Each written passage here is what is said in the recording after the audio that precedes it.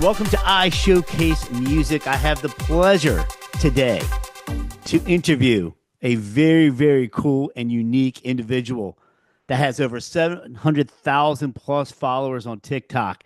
He goes by Piano Jordan, and he's going to explain exactly why he has that name and how he got so many followers and what he does. Jordan, welcome to the podcast, man. Hi, thank you so much for having me, Scott. I really appreciate it. I am Piano Jordan because I love to play piano.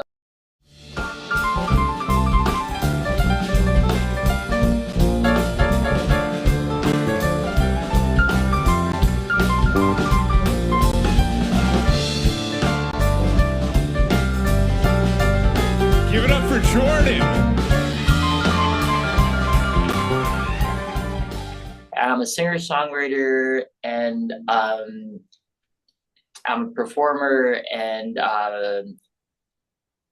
I figured out like on TikTok specifically during the pandemic I decided to start making these piano karaoke videos, piano instrumental, and write the lyrics, and they really blew up.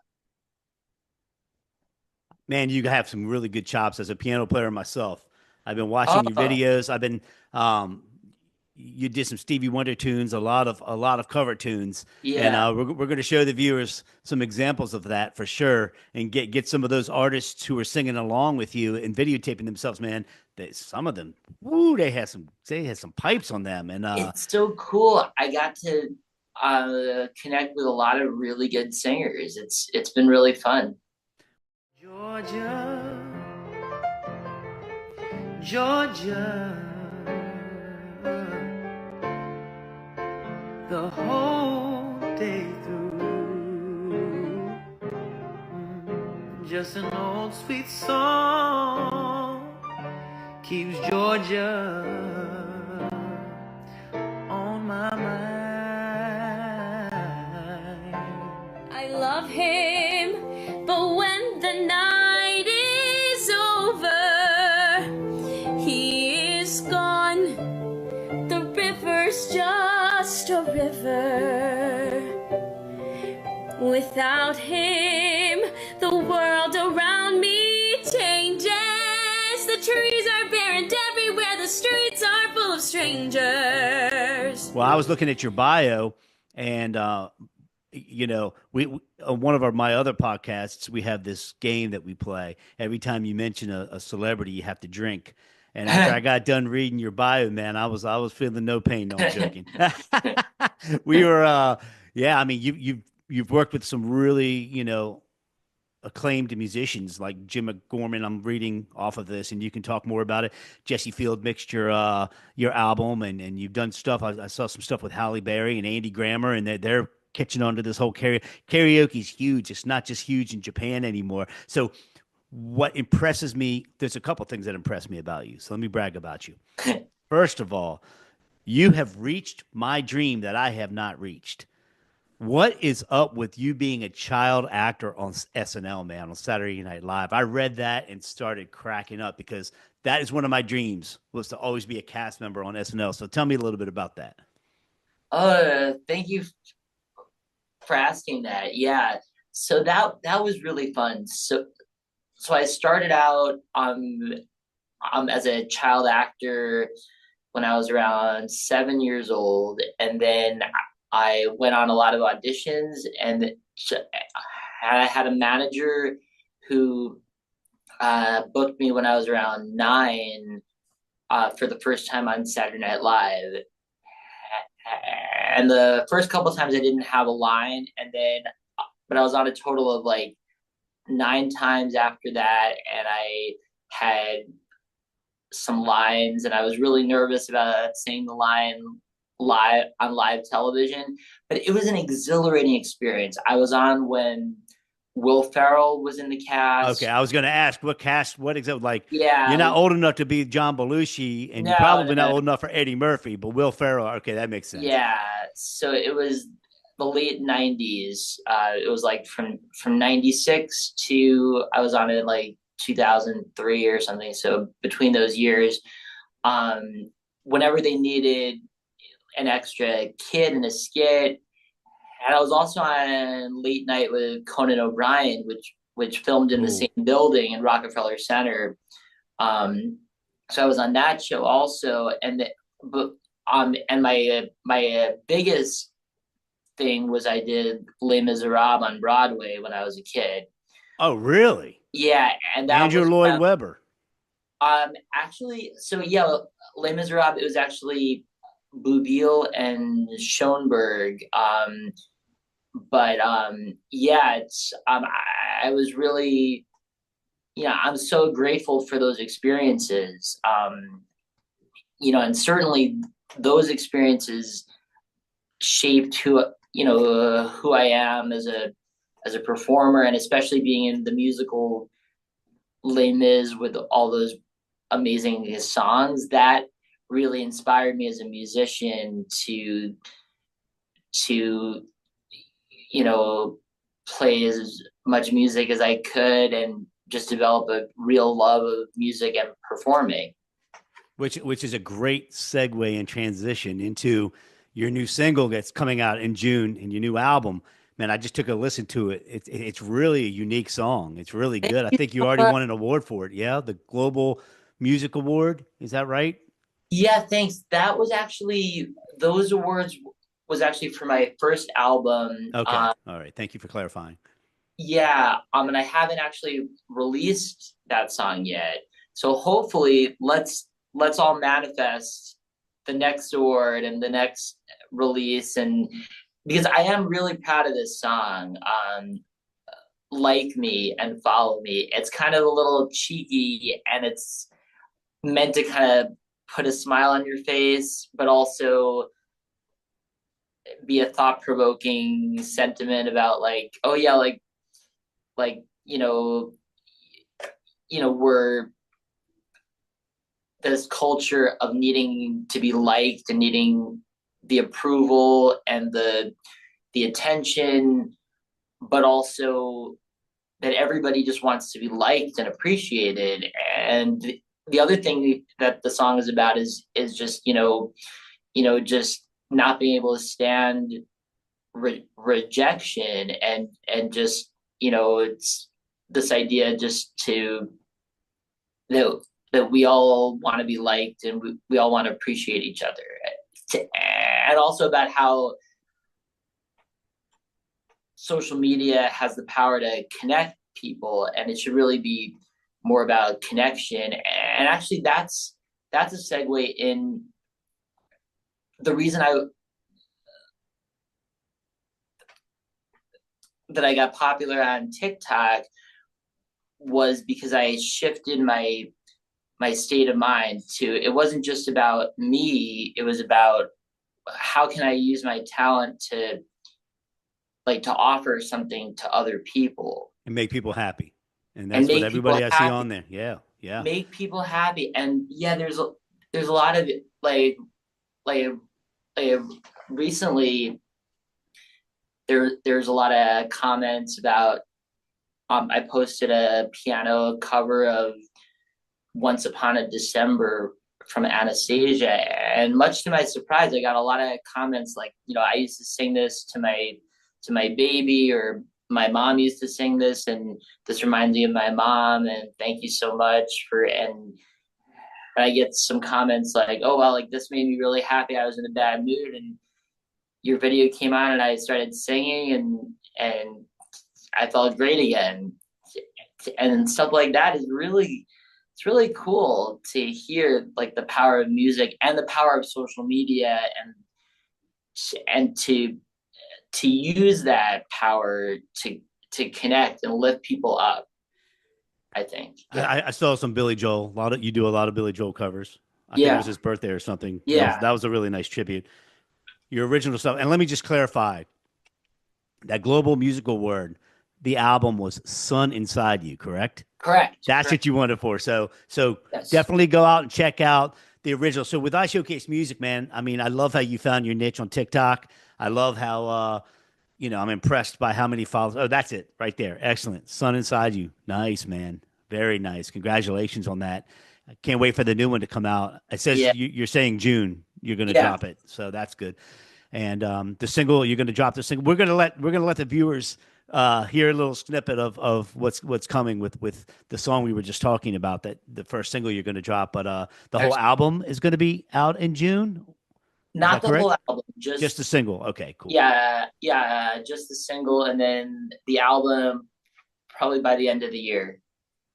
That's awesome. Yeah, it's as an independent artist. I mean, I think it's really good that you have such a foundation to begin with. So, maybe not all 725,000 followers, go to your album or go to your single right away. But however, if those people tell people, tell people, tell people, that's the beauty of social media. That's the beauty of Meta and TikTok and all of that. It's Yeah. a different world we live in, man. It's a different music world we live in. I'm old school. I've been doing this for as long as you have, 30, 35 years. Wow. And yeah, it's if you can adapt and you can adjust and you can relate to people and make people happy and put out good music like you're doing, it's a winning recipe. I mean, how many people can say they do what they love and are able to make a living at it? Yeah. Yeah. Yeah, absolutely. I mean, I feel so grateful, and the other thing is like I have all this this music, all these songs that I posted, and it's been hundreds of songs at this point, like cover songs, um that I just love to play. It just makes me so happy to play these, and it makes me happy to create videos that could be interactive for people. I had a business question for you as far as the because a lot of this has to do with music business as well. The rights, because TikTok pretty much pays for the rights of the songs. I mean, they'll pay the royalties out because you're the original artist performing the music, so you technically own the sound recordings of these cover songs you're performing. Do you have to register, or you just jam it out and TikTok takes care of it from there?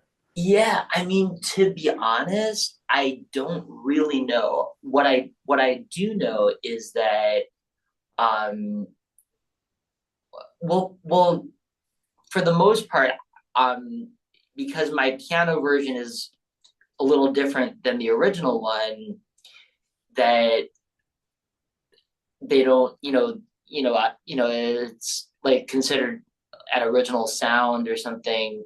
Right, it's your But original recording. I think what it is content ID. So same with YouTube. What happens is if they sound, say you play Piano Man or something like that, the content ID will pick up, and I believe, don't quote me on this, I'm not an attorney, but I play one on TV. Joking. That content ID will automatically just transfer, and boom, then the royalty goes to the songwriters and all that. However, you still own the sound recording. At least that's how it works on YouTube. YouTube picks up everything, and if they haven't reached out to you or you haven't had any issues, and you have as many songs as you have, which are really good, and you're also throwing in some of your originals, man. yeah, I'm noticing that, which is awesome. People want to hear what yeah, you're all about.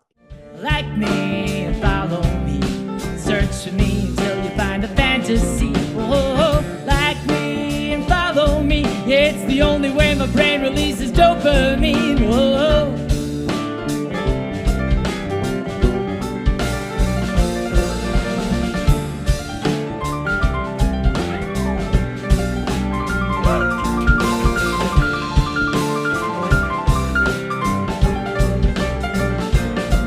I need instant praise every single day. Yeah, I use a filter and I don't feel guilty.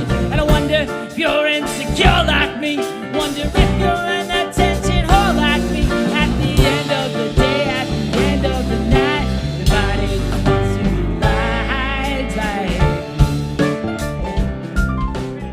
like. So the other thing I really, really was impressed with. I guess you met John Baptiste recently. There was a really cool picture that I'd love to show the viewers. thank you. Man, that Yeah, dude is something special. He's different. Yeah, I know. yeah. I have another friend that's a really good friend of his, and I hear nothing but positive, man. So what was your experience with him? Yes, yeah, thank you. I did want to talk about that also.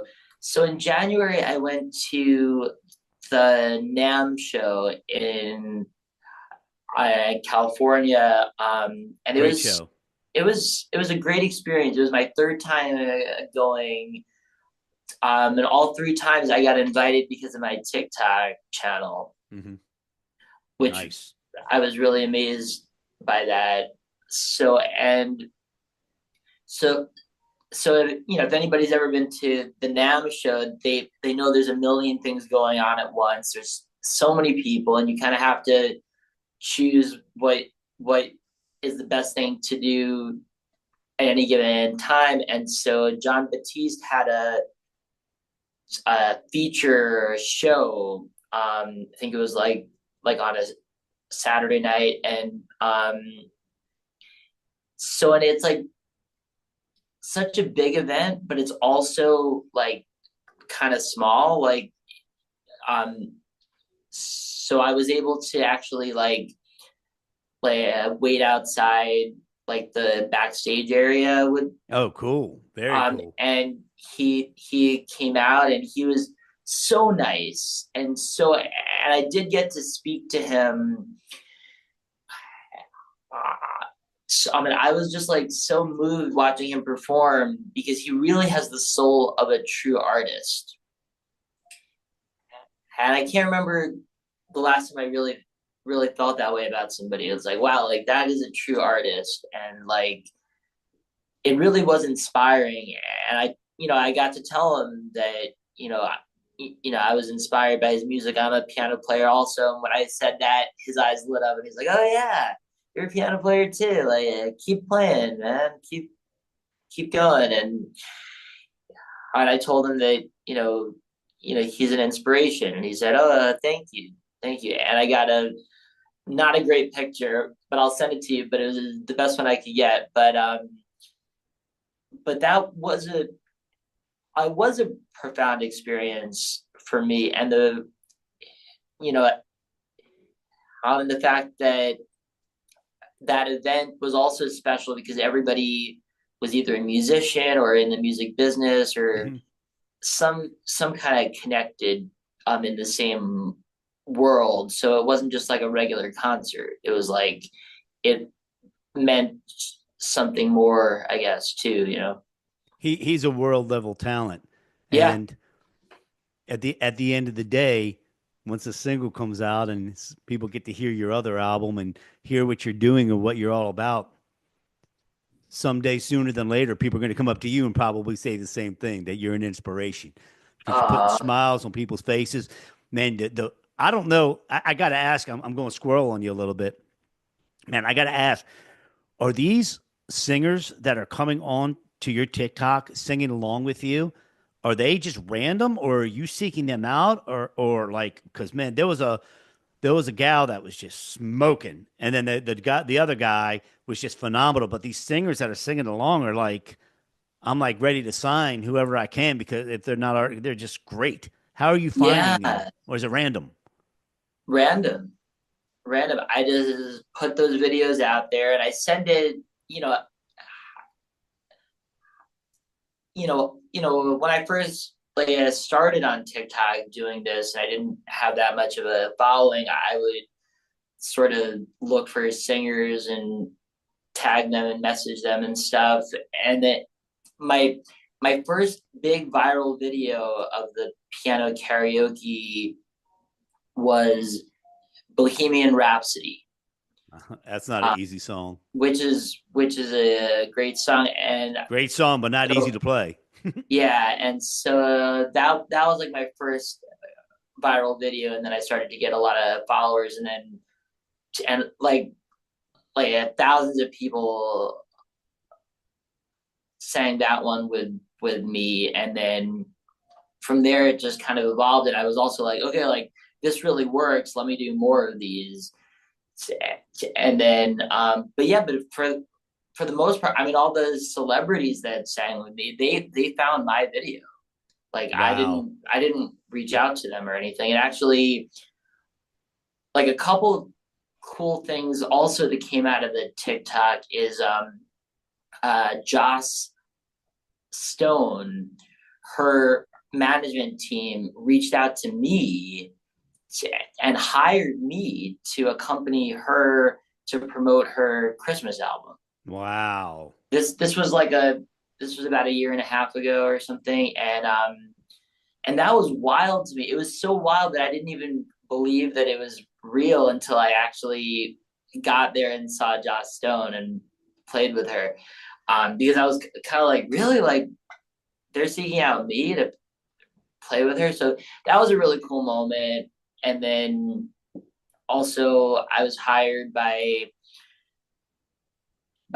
different people to create piano covers of like big artist songs like Hunter Hayes and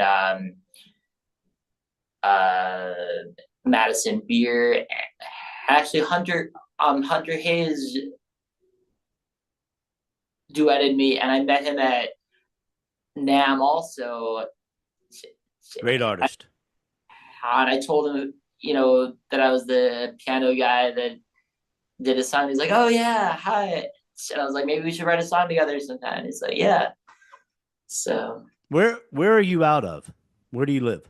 so so New York City half the time, and then West Virginia half the time. Oh, okay. So yeah, and actually I'm playing a show. I don't know when this video is gonna come out, but I'm playing a show Monday, June 16th at Brooklyn Music Kitchen in Brooklyn, Hmm. New York. That's Monday at 8 o'clock. It's part of like like a songwriter showcase and open mic, and there's a lot of good writers, and you could also go there and perform and play a couple songs as well. But I'm going to be playing there, and then I'm going to be playing in West Virginia at the Shepherdstown Opera House, June 20th, which is also the release date of my song "Like Me and Follow Me." It's going to be June 20th, and I'm really excited for you guys to hear the recording of it. I'm very proud, and so just to talk a little bit about that song, like a little bit more about that song, is Yeah, that please. that song actually I started writing that after going to open mics all the time, and everybody's like, follow me here and I'll follow you back and like me here. And so I originally wrote that song to play at open mics and to have everybody sing along, like me and follow me.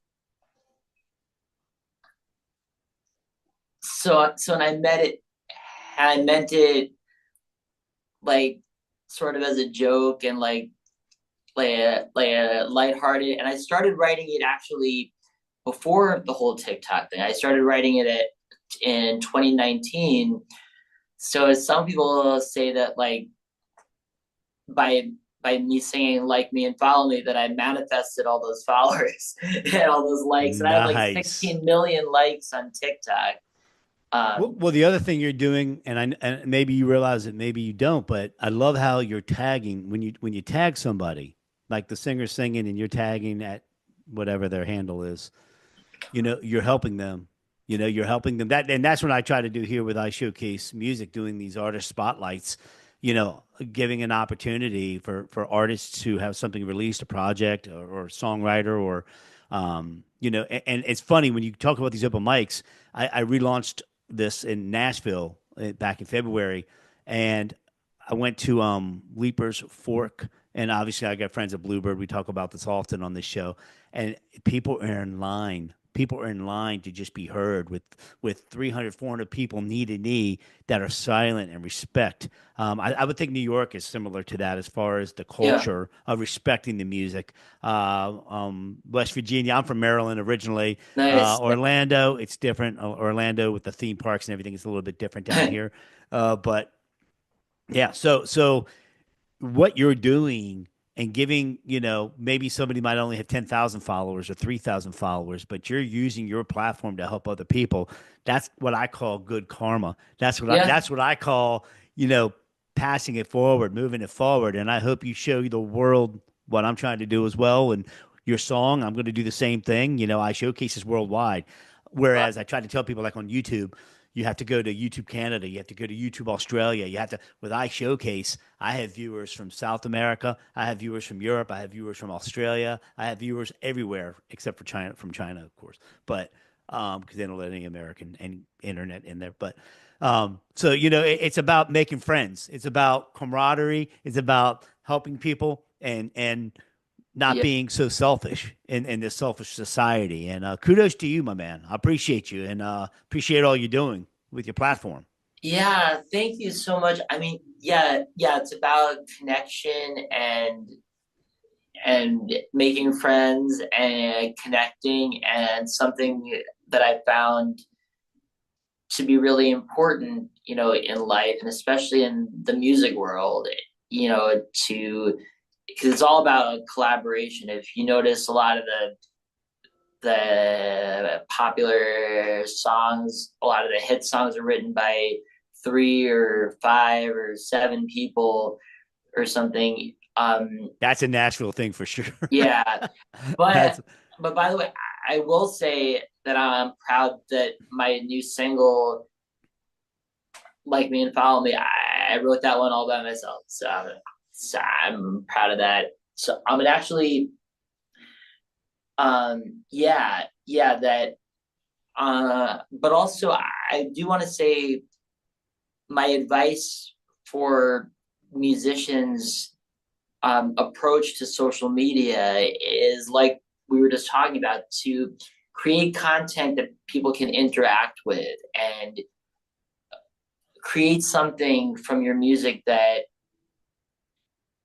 people can, that's like a gift to people. And so all of my piano karaoke videos are they're like a service to people, and make people feel better, and and to really connect the music and to reach people. for those who are not watching this video but are listening. How can they get in touch with you? How can they follow you on TikTok? And what's the easiest way to reach out to you? Yes, so I am Piano Jordan on Instagram and TikTok, and also YouTube. My Spotify, my real name and my artist name is Jordan Siwek. That's Siwek. So I just use my real name for all my releases. My album is called Sun Inside You, and the new song is called Like Me and Follow Me, and that's going to be released pretty soon, and I'm excited about that. And yeah, I would say also my advice for songwriters on the, is it's not a bad idea to make like an open verse challenge where you sing the chorus and then have some empty space for somebody else to invent their own piece of it or something. I've seen a lot of accounts really grow on TikTok specifically from that sort of interactive approach. I want to say, man, well, a big story from that was the artist Teddy Swims. I don't know if he did that or not, but Yes. I think he did do that. I know I heard him do a cover of "Don't Stop Believing," and everybody was just like blown away. And then he came out with his banger, and he's just been sailing ever since. But Yeah. that's a really good advice, because now things can be so collaborative. It doesn't. And congratulations on writing the song by yourself. I've done that once or twice, and it's you start second guessing yourself, because usually you're able to bounce off of people's ideas and creativity. But yeah, you did good on that. But yeah, so that's great advice. I definitely think it's finding your niche, being different, but not being so crazy that people can't relate. People can relate to you. People can relate to the songs you're playing. People can relate to the original songs you're writing. They can relate to your history, and you're a Yes. humble dude. I mean, you just. I wish you the best, and I can't, thank you enough for taking time. I mean, check Jordan out at Piano Jordan. Go on TikTok. We're not lying. We've got a lot of people following him. I'm venturing to say within a year you'll have double the followers if you keep Thank you going so like you're much. going. Thank you. And I wanted to say one more thing Please. about the new single that I was kind of waiting a while to find a really good producer who would really do it justice, and I did. His name is Jim McGorman, and he's out in LA, and he plays keyboards for Goo Goo Dolls. Oh, cool. So he's another piano player. So he has he really gets it. So, but he's also produced and directed for like Avril Lavigne. He worked with Weezer, the New Radicals. Yeah, and now currently Goo Goo Dolls for their current tour. So, and he's a really humble guy too. He's really just like all about the music, and so I'm very excited. And he actually got a friend of his to play bass, and his name is John Button, and John Button plays bass with the Who live. Oh, wow. So he actually played bass on my song, and I didn't actually meet him, but that's really cool that all these A-list musicians are on it, and so that's really cool. So in that respect, I was worth waiting for the right collaborator for the recording. Patience is the virtue, and put in a good word for me. We'll get them on this podcast too, and have them tell their story. I love the Goo Goo Dolls story. Is he one of their original band members, or is he? I'm not sure. I don't think he's one of the original members, but he's been playing with them for a few years, I think. Their story is crazy. Their story is crazy. If you ever, I'll wait for his podcast to tell that story. I mean, I'm sure it's been told so many times. Yeah, that would be awesome if he was on the show. Maybe